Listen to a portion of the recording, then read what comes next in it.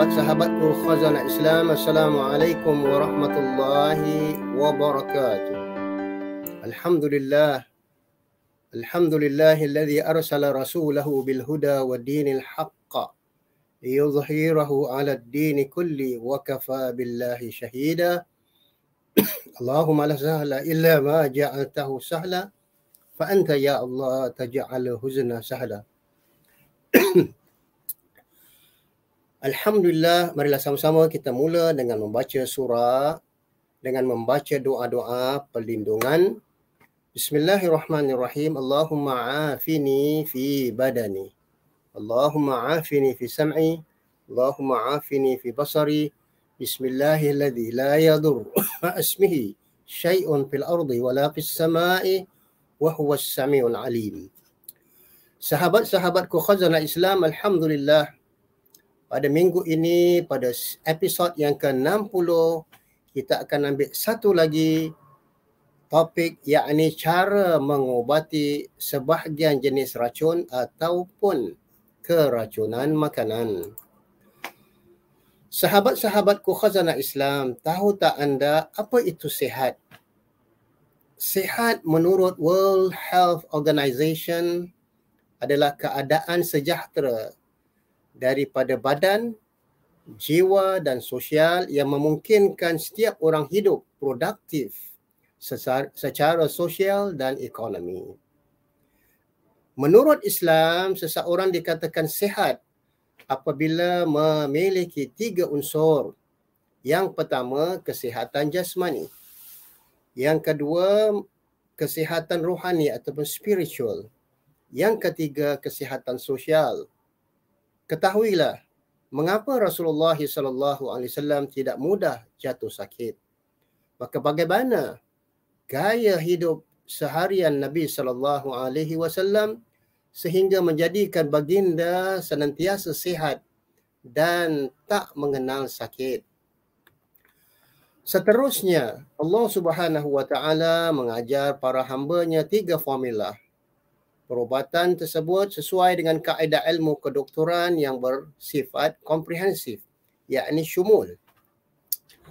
Pertama, menjaga kesihatan gaya hidup sihat. Yang kedua, menjaga tubuh dari unsur-unsur berbahaya seperti racun ataupun bakteria. Yang ketiga, mengeluarkan zat-zat bahaya dari dalam tubuh badan kita. Sahabat-sahabatku khazanah Islam, ketahuilah bagaimana mengobati keracunan dan sihir yang terdapat pengalaman Nabi SAW, hadis Abdul Razak daripada Ma'mar, daripada Zuhri Abdul Rahman, Ka'ab bin Malik mengatakan semasa di Khaybar ada seorang wanita Yahudi membawakan ataupun menghadiahkan seekor kambing biri-biri yang dipanggang yang beracun kepada Rasulullah SAW untuk dihidangkan. Nabi SAW bertanya, apa ini? Wanita itu menjawab dengan penuh berhati-hati, tidak mengatakan bahawa itu adalah sedekah, kerana Nabi tidak akan menerima sedekah melainkan hadiah. Rasulullah SAW dan para sahabatnya pun memakan daging biri-biri yang dipanggang itu. Tiba-tiba apabila Nabi SAW rasa sesuatu yang tidak enak ataupun tak kena, beliau pun terus bersabda, berhenti daripada makan. Berhenti daripada makan. Rasulullah lalu memanggil wanita tadi dan bertanya kepadanya, adakah kamu meletakkan racun pada daging ini? Wanita itu terpinga-pinga. Wanita itu pun bertanya, siapa yang memberitahu kamu bahawa dalam daging panggang itu ada racun?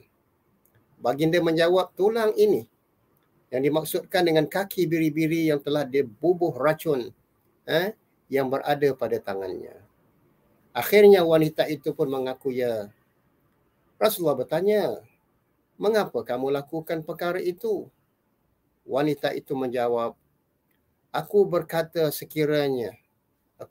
dalam hatiku, sekiranya kamu Muhammad adalah seorang pembohong, maka masyarakat akan pergi lari daripadamu. Jika benar kamu seorang nabi, maka racun itu tidak akan membinasakan kamu kerana kamu adalah maksum. Maka akibat daripada itu, Nabi SAW terus berbekam 3 kali dan menyuruh para sahabatnya agar melakukan perkara yang sama. Namun beberapa sahabat meninggal dunia kerana masih terdapat sisa-sisa racun itu yang berbisa. Pada riwayat yang lain, Musa ibn Uqbah radhiyallahu anhu menceritakan bahawa Nabi SAW berbekam pada bahunya kerana biri-biri beracun yang dimakannya.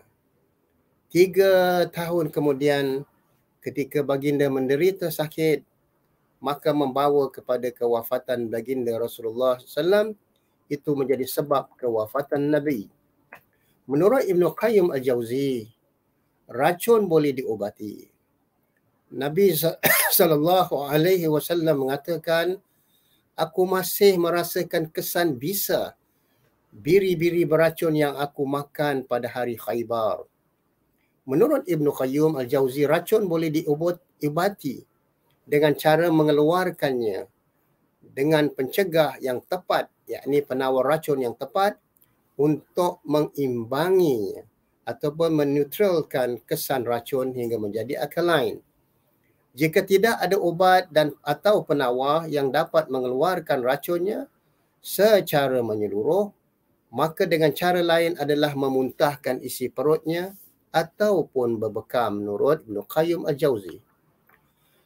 Ketahuilah sahabat-sahabatku khazanah Islam, keracunan makanan atau terkena racun biasanya disertai dengan tanda gejala muntah-muntah secara berulang-ulang. Di antara tips paling penting untuk mengatasi keracunan makanan ataupun terkena racun ialah mencuci perut dari unsur racun tersebut, atau dengan cara meminum air panas campuran garam bukit berkali-kali setiap 3 jam. Ketahuilah, sahabat-sahabatku khazanah Islam, di antara petua yang paling penting mengatasi keracunan adalah dengan mencuci perut dari unsur racun berkaitan. Nah, bagaimana caranya? Perkara ini amat mudah dilakukan. Dengan pertama adalah dengan cara meminum air panas dalam jumlah yang banyak yang dicampur dengan garam bukit dan berkomor-komor dengannya.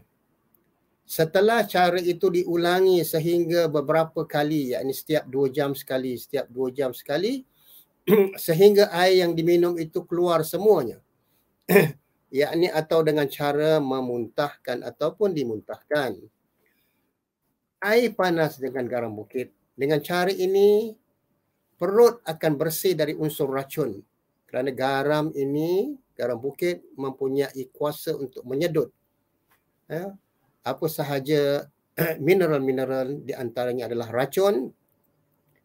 Setelah itu barulah diminum. Setelah unsur racun itu keluar bersih, barulah minum obat julap ataupun madu asli. Pastikan madu asli kerana ia masih dapat membersihkan sisa-sisa racun yang terdapat dalam perut. Cara yang ketiga adalah dengan meminum air kelapa muda setiap 4 jam sekali, kerana air kelapa muda juga mempunyai kuasa untuk membuang racun-racun ataupun apa-apa saja jenis toksid ataupun dipanggil detoxification, sehingga dapat menetralkan unsur-unsur racun tersebut. Sama ada air kelapa, air putih ataupun air zam-zam adalah dianjurkan supaya hendaklah diruqyahkan sebelum diminum. Diruqyahkan dengan ayat-ayat Al-Quran dan ayat-ayat ruqyah. Mudah-mudahan ia menggabungkan antara unsur-unsur ilahiyah dan unsur-unsur yang berkaitan dengan gabungan asli ataupun kearifan lokal. Kaedah paling baik untuk membuang racun adalah dengan berbekam sebagaimana telah dilakukan oleh Rasulullah SAW dan para sahabatnya. Terutama sekali bagi mereka yang tinggal daerah panas ataupun iklim yang panas. Racun masuk ke dalam pembuluh darah menuju pada jantung dan bahagian tubuh organ-organ yang lain, sehingga boleh membawa kematian kerana darah merupakan saluran ataupun cara racun mengalir ke jantung wa'iyazbillah dan organ-organ tubuh yang lain. Darah yang dijangkiti dikeluarkan dengan cara berbekam sehingga tubuh akan bebas daripada kesan-kesan racun. Ketahuilah sahabat-sahabatku khazanah Islam, cara pengeluaran racun akan menjadi sempurna, maka racun tidak akan membahayakan lagi dengan cara berbekam. 1 kali, 3 kali ataupun 5 kali.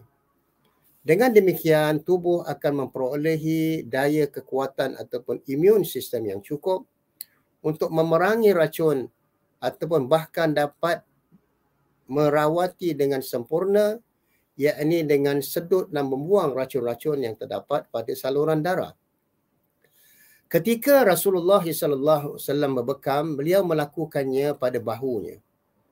Kerana bahu ini dia dekat dengan jantung kita ataupun organ jantung kita, dan inilah kerana racun dibuang melalui darah ataupun darah kotor, darah yang tercemar, meskipun tidak tuntas. Namun ia bukanlah dilakukan sekali, tapi mungkin 3 kali dan 5 kali setiap hari.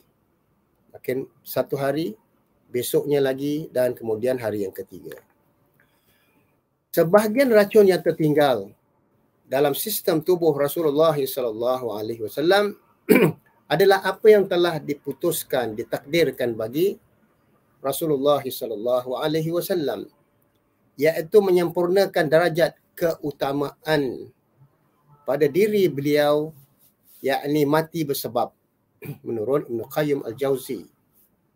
Ketika Allah memutuskan bahawa sudah masanya bagi utusannya wafat sebagai syahid, maka kesan racun tersebut kembali muncul sehinggalah takdir Allah dipenuhi.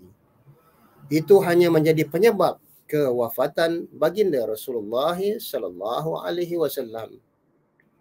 Begitu juga fungsi garam telah terbukti disebabkan sengatan kalajengking mengandungi unsur api ataupun terkena bisa tulang, bisa ular, maka ia perlu didinginkan, disedut dan dibuang tadi. Jadi gabungan antara air yang bersifat dingin dan garam yang boleh menyedut keluar racun merupakan terapi yang praktikal dan mujarab, sebagaimana diriwayatkan oleh Imam Muslim dalam sahihnya, hadis daripada Abu Hurairah mengatakan, ada seorang lelaki ataupun sahabat datang menemui Rasulullah SAW dan berkata, "Ya Rasulullah, malam tadi aku disengat oleh kalajengking." Baginda bersabda, "Jika kamu petang-petang ataupun berpagi-pagi kamu membaca a'udzu bikalimatillahi tammati min syarri ma khalaq, lam tadurruk." Yakni sekiranya kamu berpagi-pagi ataupun pada petang, kamu membaca aku berlindung dengan kalimat-kalimat Allah yang maha sempurna daripada segala yang dicipta, nescaya kamu tidak akan terkena sengatan kalajengking itu. Perlulah diketahui bahawa obatan-obatan ilahiyah, yakni ruqyah dan bacaan-bacaan Al-Quran, boleh mengobati penyakit yang sudah menyerang mahupun mencegah penyakit sebelum datang. Seandainya penyakit tetap datang, ia tidak akan membahayakan kerana setelah kita mengamalkan doa-doa perlindungan. Namun, ramuan semula jadi yang digabungkan dengan obatan ilahiyah dan alamiah boleh melawan penyakit yang sudah menyerang dengan izin Allah. Di antaranya dengan membaca ayat kursi, ayat 255 dan 256, sebagaimana hadis riwayat daripada hadis sahih yang mana Nabi sallallahu alaihi wasallam bersabda, barang siapa yang membaca ayat kursi pada malam hari, Allah senantiasa menjaganya dan syaitan tidak akan mendekatinya sampai subuh.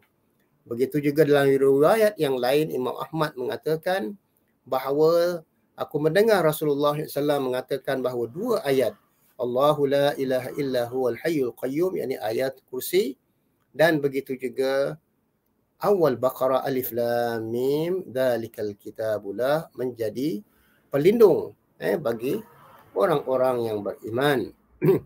Seterusnya, bacaan-bacaan seperti ini juga merupakan senjata ampuh untuk menghilangkan sihir ataupun keracunan yang menimpa seseorang. Rasulullah SAW telah menganjurkan menyembuhkan penyakit yang disebabkan oleh sihir ataupun racun, sengatan binatang yang berbisa dengan ruqyah dan begitu juga garam bukit. Unsur rawatan semula jadi ataupun alamiah dalam hadis baginda adalah garam yang amat berguna untuk mengobati banyak jenis racun, terutama sekali sengatan kalajengking ataupun ular yang berbisa. Penulis Al-Qanun, yakni Ibn Sina, mengatakan garam boleh digunakan dengan campuran serbuk ramuan linsit untuk mengobati sengatan kalajengking ataupun binatang yang berbisa. Para pakar kesihatan lain juga menyatakan perkara yang sama. Mengapa sahabat-sahabatku khazanah Islam? Kerana garam adalah mineral mengandungi tenaga, yakni suction, menyedut dan pelarut, hingga dapat menyedut dan melarutkan racun ataupun apa-apa sahaja unsur-unsur mineral ataupun unsur drugs yang berbahaya.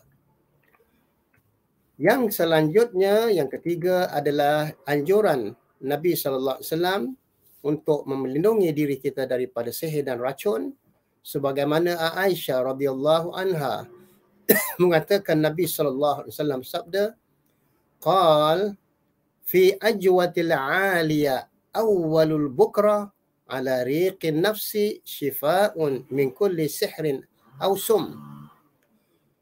Pada kurma ajwa alia yang dimakan pada awal pagi sebelum sarapan adalah obat bagi semua sihir ataupun jenis-jenis racun.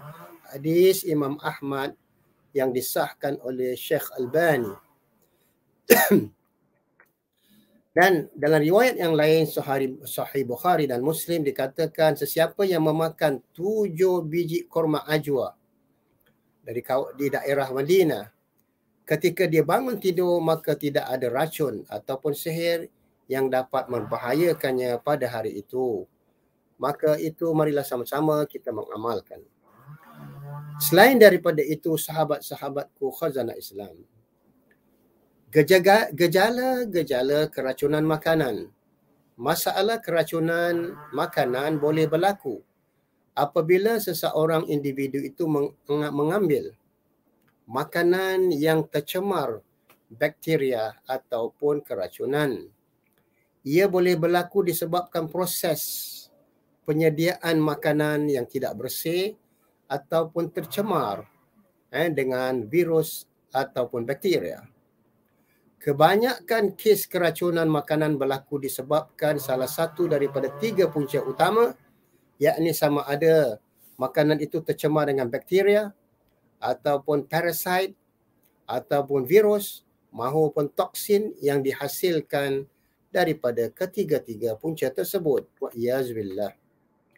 Lebih-lebih lagi yang kita mengasihani adalah kanak-kanak. Ketahuilah bahawa simptom ataupun gejala keracunan makanan ini berbeza daripada seorang individu kepada individu yang lain bergantung kepada puncanya. Tetapi biasanya simptom gejala akan bermula setelah beberapa hari mengambil makanan yang tercemar dengan virus ataupun bakteria. Selalunya masalah ini dikategorikan sebagai kes ringan yang tidak memerlukan cara merawat keracunan makanan yang khusus ataupun perlu dirawat di hospital. Walau bagaimanapun, setengah individu yang perlu mendapatkan rawatan segera di hospital Jika keadaan menjadi serius seperti kehilangan banyak air akibat kerana kerap muntah ataupun cerit-berit hingga tubuh badannya menjadi melemah. Di antara simptom ataupun gejala keracunan makanan ialah perasaan merasa loya, luasa ataupun muntah-muntah ataupun cerit-berit ataupun demam yang menggigil ataupun kesakitan pada bahagian perut ataupun tiba-tiba kepala sakit. Seterusnya, jika terdapat salah satu daripada gejala-gejala tersebut, cara merawat keracunan makanan ini sudah tentulah ada insya-Allah sebagaimana dalam website hellodoktersihat.com. Cara merawat keracunan makanan sahabat-sahabatku khazanah Islam, yakni ada dua cara. Pertama, makanan yang perlu diambil. Yang kedua, makanan yang perlu dielakkan. Cara merawat keracunan makanan melalui pemakanan. Selepas mengalami keracunan makanan, matlamat utama makanan yang diambil selepas itu haruslah mudah dihadam dan membantu proses pemulihan sistem gastroiosis. Antara makanan yang sesuai untuk diambil adalah seperti pisang, bubur nasi, korma ataupun madu asli. Maka cara merawat keracunan makanan dengan 3 jenis makanan dapat membantu proses pemulihan kerana rasanya yang tidak begitu kuat serta tinggi kandungan kanjinya. Jadi ini yang perlu kita menjauhi, makanan yang kandungan kanjinya tinggi. Secara tidak langsung ia akan mengurangkan masalah cerit-berit yang dialaminya ataupun muntah-muntah. Madu dan begitu juga korma kerana mengandungi mineral-mineral yang sangat baik untuk memberikan kekuatan.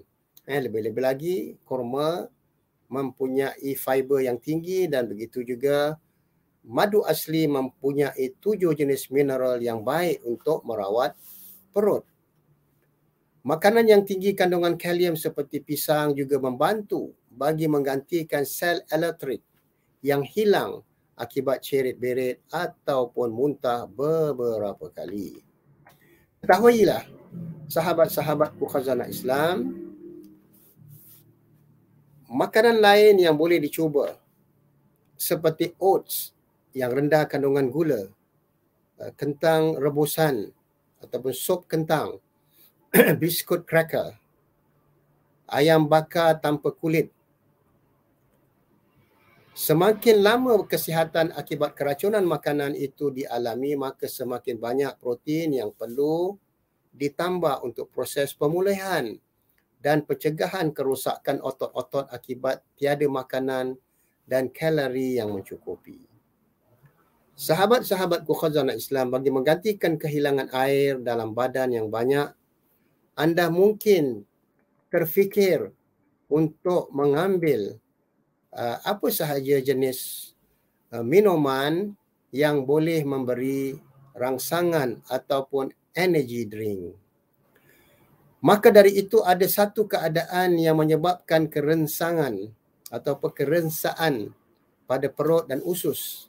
Kesannya selepas mengalami keracunan, anda akan dinasihatkan untuk mengelakkan makanan yang boleh menyebabkan kesakitan pada perut.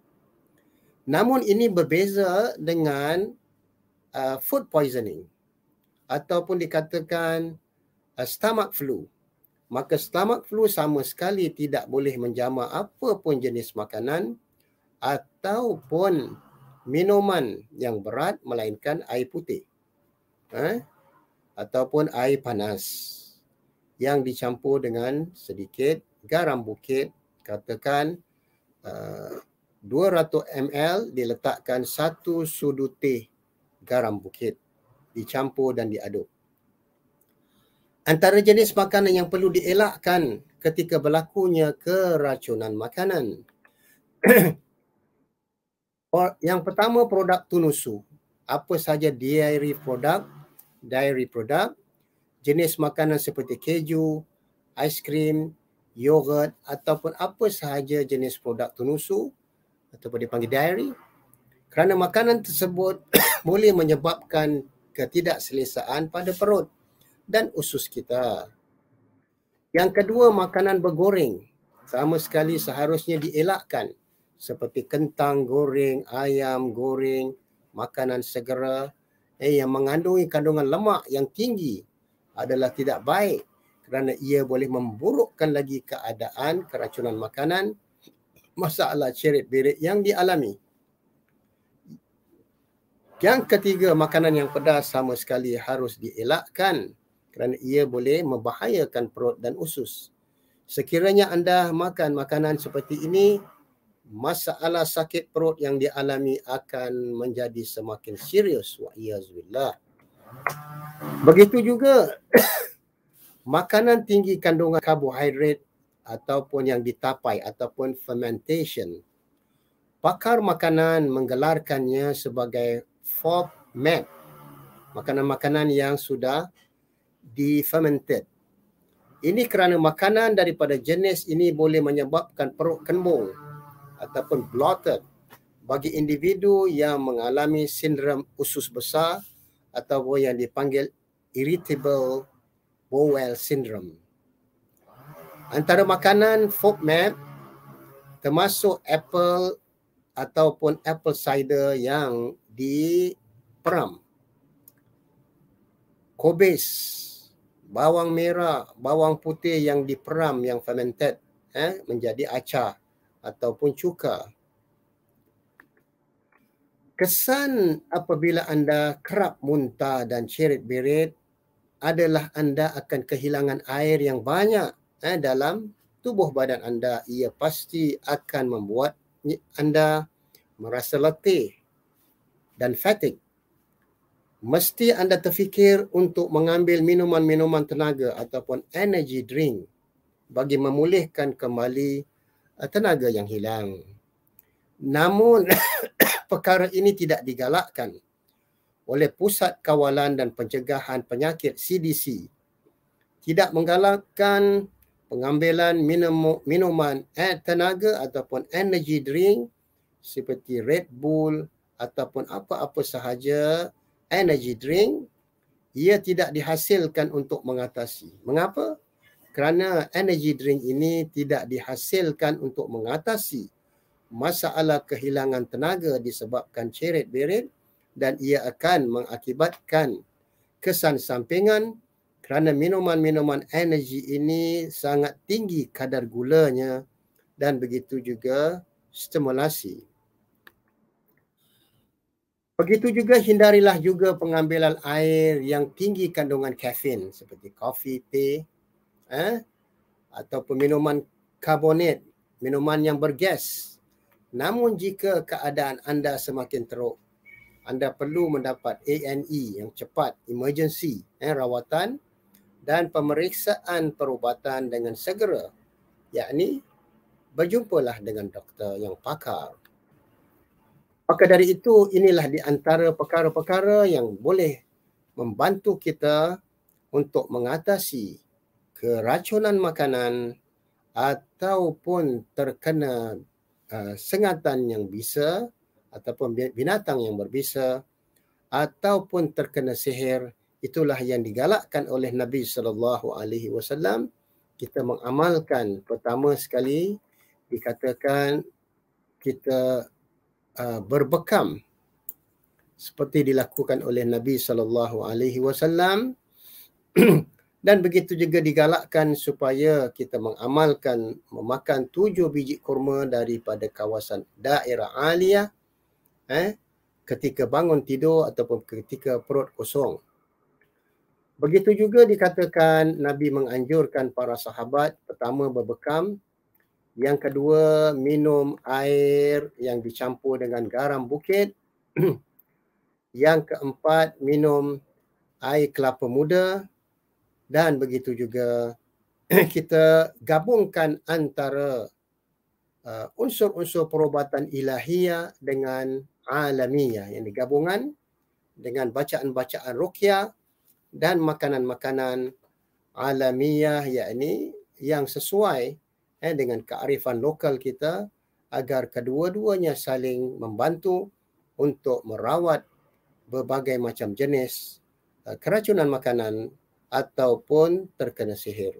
Wallahu a'lam bisawab. Mudah-mudahan kita sama-sama boleh mencubanya dan mengamalkan dan menasihatkan ahli keluarga kita. Yang pertama, berhati-hatilah ketika kita nak makan dan minum. Pastikan Allah berpesan dalam surah Al-Baqarah ayat 168, ya ayuhan nas kulu mimma fil ardi halalan tayyiba. Wahai manusia, makanlah apa-apa saja yang kami karuniakan daripada bumi, ya ini yang halal dan tayyibah. Jadi dia ada dua jenis. Pertama halal, yang kedua pastikan makanan itu baik kualitinya, yang kedua higien, bersih, yang ketiga ada kualitinya, dan begitu juga yang keempat efikasi. Dan pastikan makanan itu adalah mempunyai vitamin yang tinggi ataupun nutrisi yang tinggi. Wallahu a'lam bisawab. Aqulu qawli hadha wa astaghfirullah li wa lakum wa li jami' muslimin. Allahumma afina fi badan, Allahumma afina fi abdanina, Allahumma afina fi asma'ina, Allahumma afina fi absarina wa tahhir qulubana. A'udzu billahi minasy syaithanir rajim. Wal 'asri innal insana lafi khusr illa alladhina amanu wa 'amilus shalihat wa tawasaw bil haqq wa tawasaw bis sabr. Semoga bertemu sekali lagi pada episod yang akan datang. Assalamualaikum warahmatullahi